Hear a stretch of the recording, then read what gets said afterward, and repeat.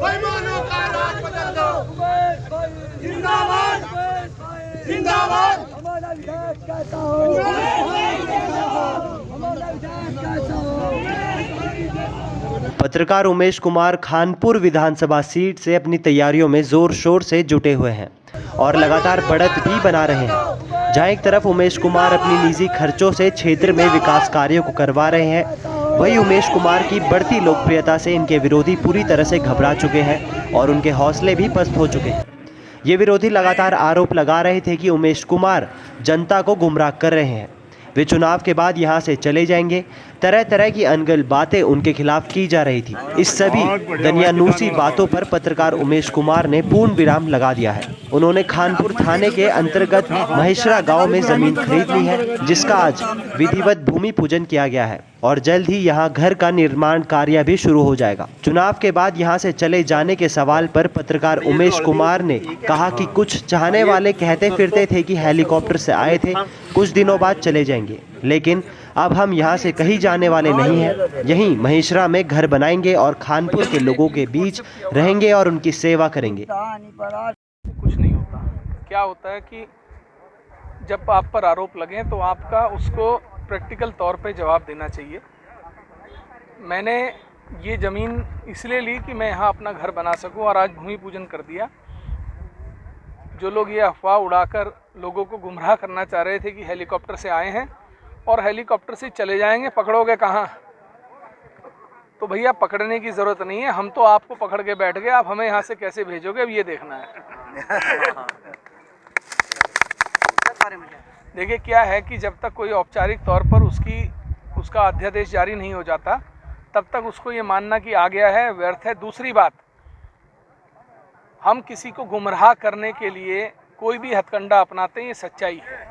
आप कह रहे सिडकुल आ गया, 4 गांव का चयन होगा, 4 गांव का चयन होगा, कब 9 मन तेल होगा और कब राधा नाचेंगी ये तो खुद को नहीं पता आपको, और कौन से 4 गांव का चयन होगा आपको ये भी नहीं पता। सेक्शन 3, सेक्शन 6, सेक्शन 9 ये कब जारी होंगे, कब भूमि अधिग्रहण होगा, कब लोगों के मुआवजे जारी होंगे, कब आपत्तियों पे सुनवाई होगी, कब सार्वजनिक आपत्तियों पे सुनवाई होगी, कब एनजीटी से अनुमति मिलेगी, कब अन्य विभागों से अनुमति मिलेगी। आप 10 साल 20 साल की योजना बताकर गांव वालों को गुमराह ना करें। सीधे साधे लोग हैं, वापस आ गया वापस आ गया। अरे हमारे घर में आ गया क्या? कहाँ आया है ये बताओ। कौन से गाँव चयनित हुए हैं ये बताओ। किन गाँव की भूमि का अधिग्रहण होगा ये बताओ। कितनी भूमि का अधिग्रहण होगा ये बताओ। वहाँ की अनुमतियाँ कैसे मिलेंगी ये बताओ। किसको कितना मुआवजा किसान को मिलेगा ये बताओ। आपत्तियों पे सुनवाई कब होगी ये बताओ। गुमराह मत करो। आज तक 20 साल से आपने चिट्ठी पत्रियाँ जारी करके फलाने से मिले अब सड़क बन जाएगी, फलाने से मिले अब समुद्र बन जाएगा, फलाने से मिले अब एयरपोर्ट बन जाएगा, फलाने से मिले हाईवे मिल जाएगा, ये कह के 20 साल से आपने इस भोली भाली जनता का मूर्ख बनाया। अब ये मूर्ख बनेगी नहीं आपसे। हम अपनी तरफ से हर प्रयास करेंगे। हम खानपुर में शुगर फैक्ट्री लगाने का भी प्रयास करेंगे, लगाई भी जाएगी। कोई अन्य नहीं लगाएगा, हम स्वयं लगाएंगे। किसान हमारा रात को पूरा जो है, एक फैक्ट्री है पूरे क्षेत्र में, रात को जाकर देखो इतने पाले के अंदर जहाँ पूरी रात किसान बुग्गी लगाकर खड़ा होता है, उससे पूछो। किसानों को पैसों का भुगतान टाइम पर नहीं होता।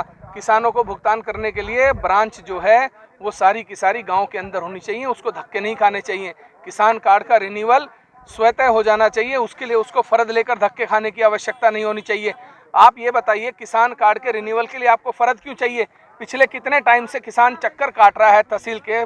मैंने मुख्यमंत्री जी से बात करी तब जाके उसका निवारण हुआ। अब फर्द मिलने शुरू हुई हैं, अब रिन्यूअल शुरू हुए क्रेडिट कार्ड के। न्यूज स्टूडियो उत्तराखंड के लिए लक्सर से जॉनी चौधरी की रिपोर्ट।